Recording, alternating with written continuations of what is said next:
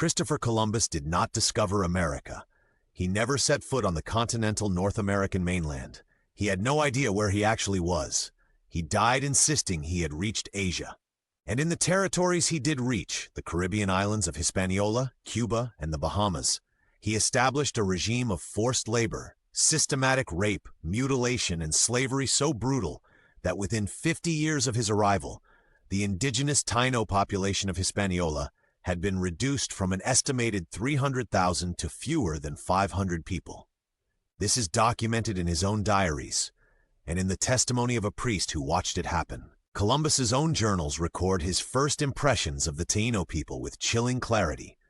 He wrote that they were well-built, intelligent, gentle, and would make good servants. Within weeks of arrival, he was sending indigenous people to Spain as enslaved cargo. When the Spanish monarchs rejected the slave shipments, Columbus pivoted to a gold quota system. Every Taino adult was required to deliver a set amount of gold every 3 months. Those who failed had their hands cut off.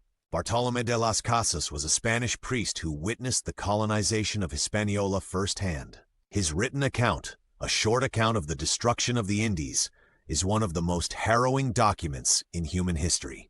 He describes mass executions, children burned alive, pregnant women killed, entire villages wiped out as punishment for the failure to meet gold quotas. He wrote it as a plea to the Spanish crown to stop what was happening. The crown largely ignored him. Columbus Day became a U.S. federal holiday in 1937, pushed by Italian-American advocacy groups seeking cultural recognition during a period of intense anti-Italian prejudice. The holiday was never about historical accuracy. It was about identity politics. And it created a mythology so embedded in American civic culture that generations of schoolchildren were taught that Columbus was a hero of discovery, when the documents he wrote himself describe something closer to a blueprint for genocide. Over 130 U.S. cities and 14 states have now replaced Columbus Day with Indigenous Peoples Day. The statues are coming down. The curriculum is changing. It is happening slowly, against resistance, and decades too late for the people who never had the luxury of believing the myth. History does not change, but who gets to tell it does.